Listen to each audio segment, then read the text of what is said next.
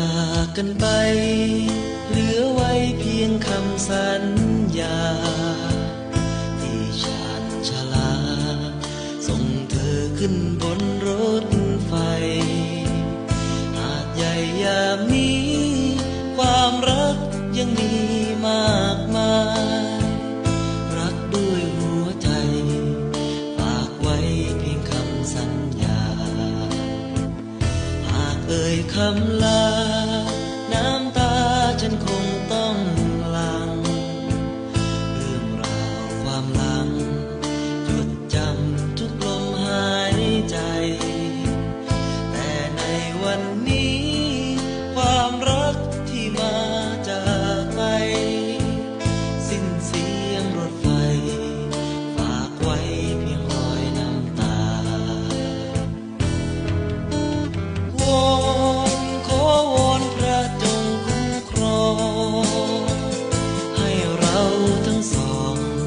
กลับมารักกันอีกคนตราบจนอาทิตย์ลับไปไร้ความมืดมนให้ฝนพรางพรม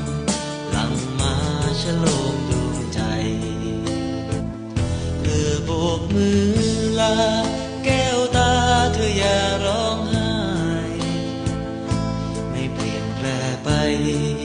หากใจเรายังมั่นคงสบตาอีกครั้งฝากรักแทนความห่วงใยแววเสียงรถไฟหวั่นใจรักไม่กลับมา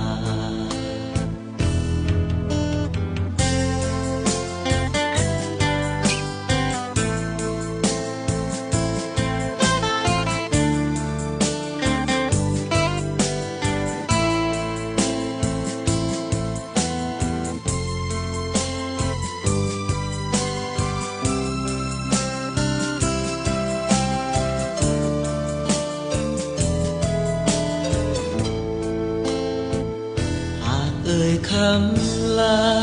น้ำตาฉันคงต้องหลั่ง